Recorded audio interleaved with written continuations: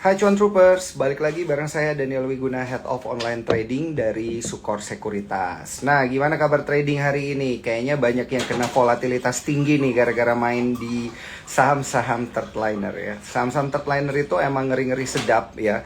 Ngerinya lebih banyak daripada sedapnya karena volatilitasnya emang tinggi banget. Dan hari ini khusus untuk membahas saham-saham third liner ini yang volatilitasnya tinggi dan super tinggi, kita akan ngobrol bareng narasumber spesial kita, Andi Sanjaya.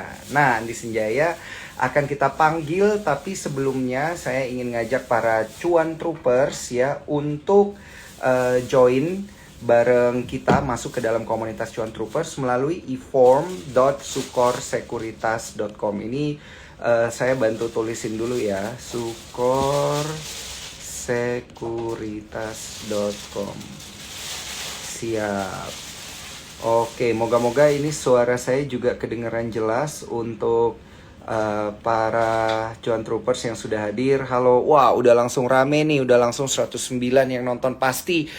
Karena semuanya fansnya Bro Andi. Langsung aja nih ya, kita undang ya cuan troopers Bro Andi untuk join Instagram hari ini. Oke, udah connect kah? 3, 2, 1. Oke, halo Bro Andi. Kabar sehat, Bro? Sehat, puji Tuhan. Gimana Bro Daniel kabarnya? Kabar sehat, tapi portofolio sedikit kurang sehat, Bro, sejujurnya. Jadi Sejujurnya, curcol. iya, sejujurnya gue kena swing sih. Dan tema tema hari ini tuh sepertinya bisa menjawab kegalauan gue.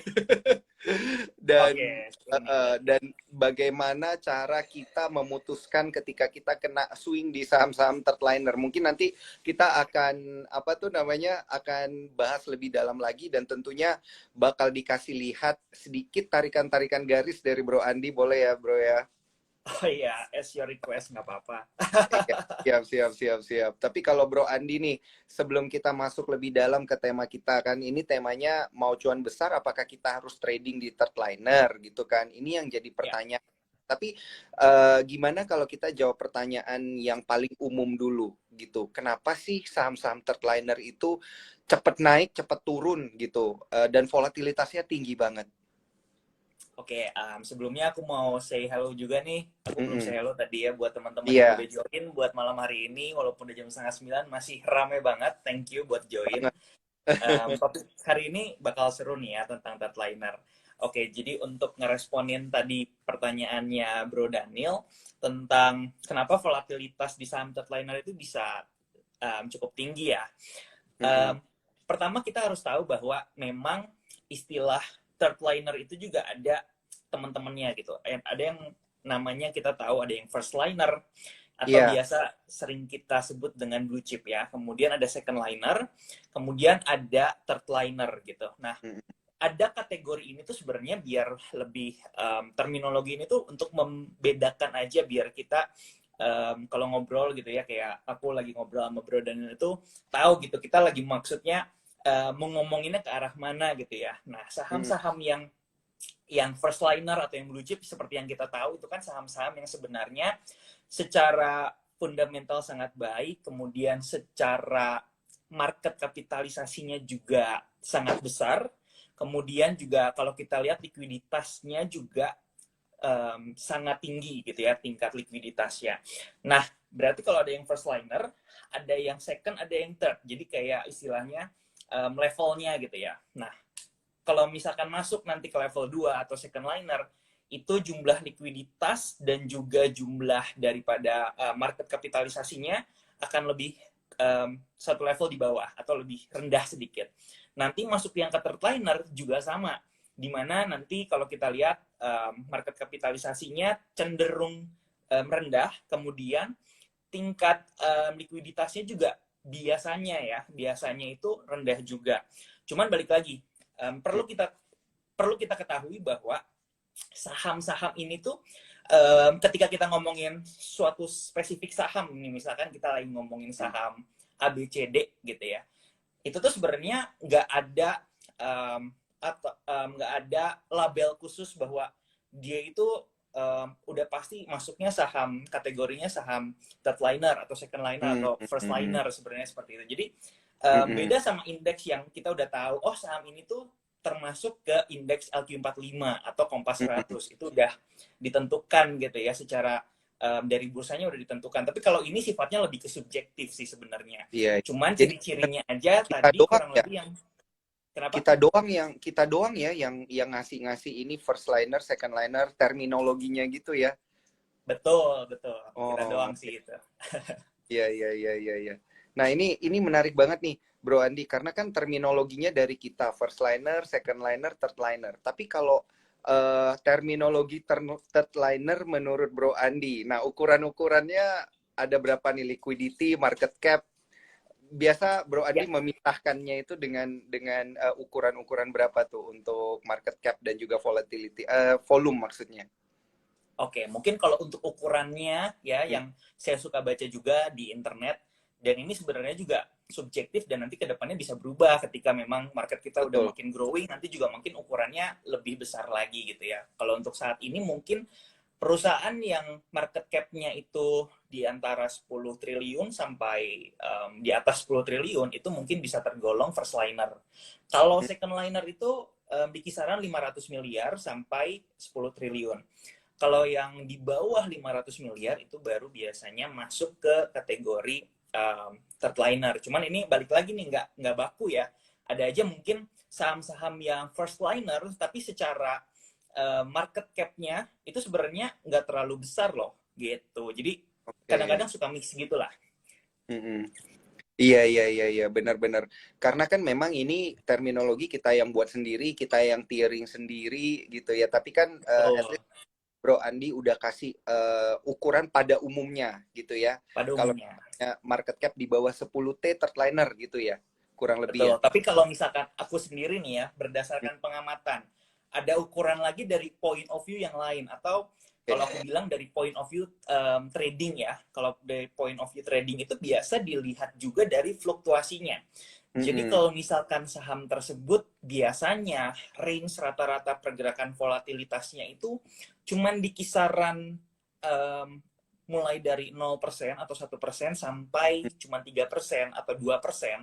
Nah, itu biasanya tuh pergerakannya cukup heavy kan gitu ya. Mm-mm. Untuk naik dan turun itu perlu transaksi yang cukup besar sehingga biasanya ciri-cirinya itu likuiditasnya tinggi, kemudian juga dari sisi kapitalisasinya juga tinggi. Nah, biasanya saham-saham tersebut masuknya ke first liner atau ke blue chip. Nah, kebalikannya, kalau volatilitasnya itu cukup tinggi ya, atau fluktuasinya cukup tinggi, yang bisa dalam satu hari naik 20%, dalam satu hari naik 25%, itu karena market kapitalisasinya juga rendah, sehingga transaksi dengan uang yang cenderung lebih kecil itu bisa menaikkan sebuah harga saham dengan signifikan. Sama dengan kebalikannya, kalau turunnya bisa sampai ARB, apalagi beberapa hari ke depan ARB, itu biasanya juga salah satu ciri-ciri um, third liner tapi in general ya, gitu. Iya, iya, iya, iya. Nah, boleh nggak sih kalau kita pengen ngelihat cepet ya, misalnya kita pengen kayak screening cepet gitu. Ini saham third liner atau second liner. Itu kita lihat dari harganya biasa murah, kemudian jumlah barang beredarnya dia sedikit gitu, relatively sedikit. Itu bisa nggak sih jadi kategori? Kalau dari harganya itu Heeh. sebenarnya menurut aku nggak bisa. Kenapa? Karena contohnya mungkin mayoritas saham mungkin yang secara market cap-nya tinggi atau secara kategorinya first liner itu secara harganya tinggi gitu ya. Cuman kan Iya. kadang-kadang mereka bisa stock split kayak gitu. Jadi harganya jadi turun lagi tapi jumlah shares-nya lebih banyak. Tapi Mm-mm. ada juga kayak misalkan yang kemarin baru IPO nih saham Goto yang dimana market cap-nya masuk ke top 4 gitu ya. Tapi Mm-mm. harganya kan sebenarnya cuma 200, sekarang di harga 266 gitu. Mm-mm. Kelihatannya kecil gitu secara harga, tapi secara kapitalisasinya dia besar. Seperti itu. Mm-mm. Jadi mau dimasukin ke third liner juga bukan third liner sebenarnya gitu ya. Mungkin lebih ke first liner karena dia juga penggerak IHSG seperti itu. Jadi balik lagi yang tadi kita bilang bahwa nggak ada satu ukuran yang khusus gitu. Cuman ukuran pada umumnya aja gitu, kurang lebih.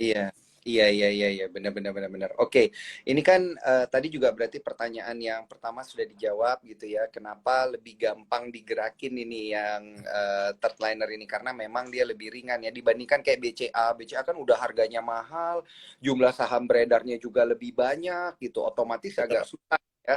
Kalau kita mau misalnya gitu punya banyak duit, terus pengen gerakin pun juga susah gitu ya. Yes. Oke, ini Betul banget. banyak banget loh cuan troopers kita yang udah nggak sabar dibahas emiten-emiten, tapi nanti akan kita bahas nih. Kita harus Ya, ya, ya. edukasi dulu nih terkait dengan saham-saham third seperti apa, nature-nya juga kurang lebih seperti apa. Tapi jangan lupa pertanyaan-pertanyaannya langsung dimasukkan ke kolom question and answer, jadi lebih mudah untuk kita melihat pertanyaan-pertanyaan menariknya gitu ya, John Troopers. Karena ini fansnya Bro Andi banyak banget ini.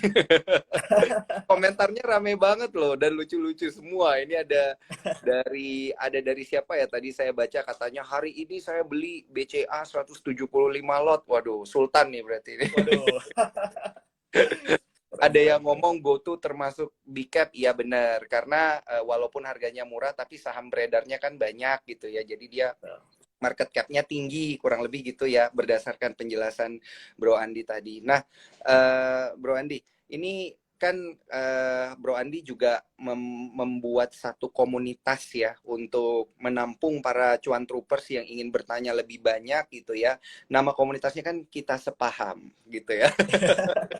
Sebelum kita bahas-bahas nih, boleh nggak nih diceritain dikit ya terkait dengan Kita Sepaham ini? Soalnya saya baru denger nih, Bro Andi ada komunitas Kita Sepaham, saya juga pengen join. Boleh, boleh. Iya, jadi sebenarnya tuh baru kemarin ini 16 September itu aku launching lah istilahnya ya, satu komunitas atau satu grup channel di Telegram, namanya Kita Sepaham. Mungkin teman-teman bingung apa sih Kita Sepaham gitu ya. Itu ada akronimnya. Kita Sepaham itu kita semua pintar saham. Jadi kita sepaham gitu. Kita sepaham.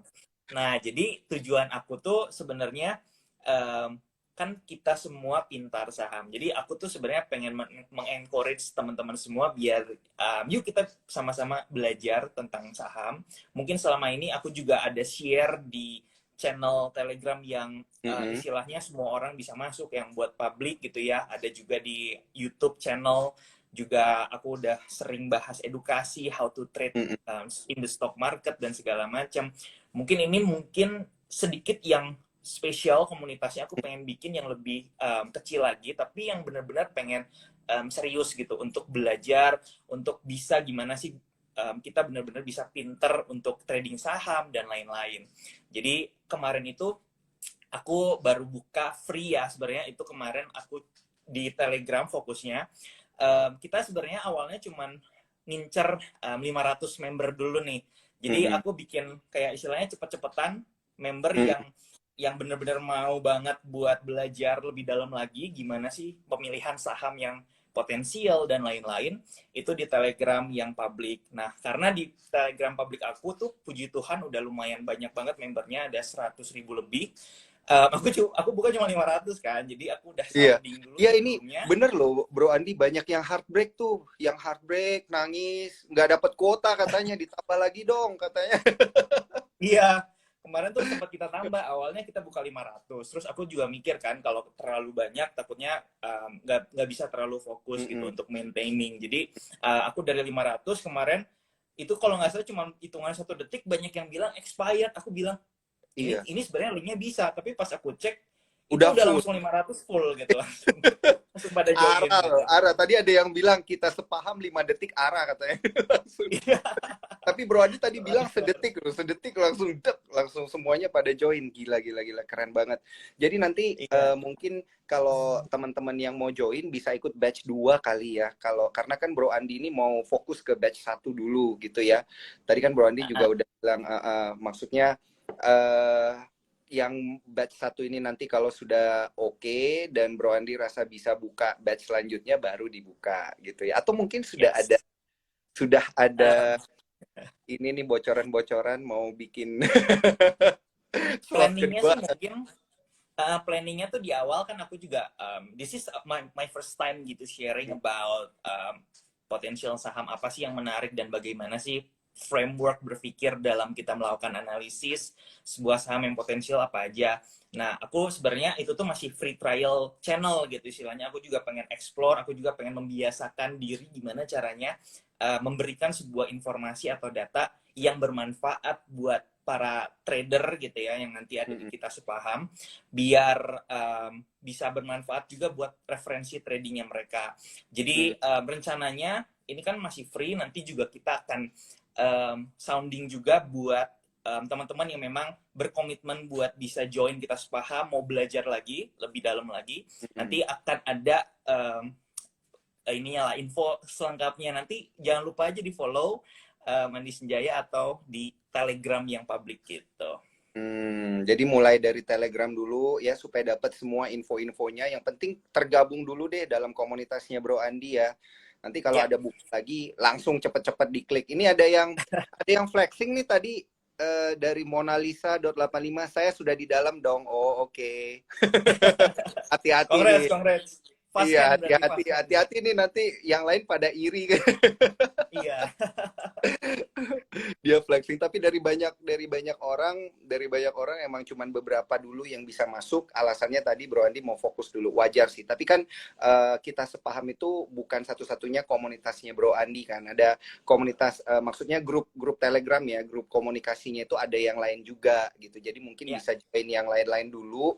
Jadi bisa dapat insight-insight menarik nih dari Bro Andi. Oke, nanti kita bahas lagi ya yang terkait dengan kita sepaham. Banyak yang mau ditanya-tanya tuh kayaknya nih, banyak yang komen-komen juga. Tapi mendingan kita bahas dulu nih ke tema kita pada malam hari ini. Mau cuan besar, apakah perlu kita berpindah atau lebih banyak trading ataupun mungkin bisa investing di third liner? Pendapat Bro Andi gimana? Third liner itu bagusan buat trading kah, scalping kah, atau mungkin kayak swing trade, atau mungkin ya udah invest saja gitu? Oke, this is a very good question. Jadi kalau kita ngomongin masalah mau cuan besar ya, jadi kita potong dulu nih di mau cuan besar. Cuan di sini tuh kita mau sama-sama pelajari dulu nih konteksnya apa. Jadi kadang-kadang kan kalau yang kita sering lihat di Instagram atau yang sering di-share di story, biasanya ada saham-saham yang lagi bergerak naik gitu ya, buy-nya di harga segini, last price-nya di harga segini, terus kelihatan dapat cuannya berapa nih persentage-nya. Jadi ada dua variabel nih ukurannya, apakah secara persentasenya gitu atau secara nominalnya. Nah, ini ada dua nih. Kalau aku pribadi, aku lebih cenderung better nominalnya dong cuan, karena cuan misalkan gitu cuan 10% tapi dengan nominal yang besar bakal jauh lebih besar daripada kita dapat bagger tapi cuman belinya 1 lot atau 10 lot aja gitu kan. Nah, jadi balik lagi nih, kenapa topik ini juga menarik buat dibahas ya, karena ini sepengamatan aku aja sih melihat fenomena atau melihat dari kurang lebih karakter atau ciri-ciri yang ada di masyarakat saat ini ya. Mungkin ini juga, ini nggak ada sumber ukurannya, tapi ini sepemahaman dan sepenglihatan aku aja. Kalau misalkan kurang tepat, nanti boleh coba di komen ya di bawah.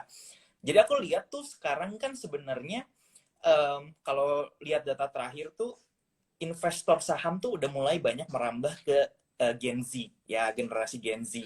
Betul. Nah, generasi Gen Z di sini juga kan kita lihat bahwa mereka yang baru mulai untuk masuk ke dunia pekerjaan atau masuk ke masyarakat. Karena masih banyak juga investor-investor yang udah mau mulai belajar ketika masih kuliah gitu. Jadi masih belum ada pendapatan, tapi mungkin udah dapat uang jajan atau bisa minjem dari orang tua, dimodalin buat bisa belajar trading.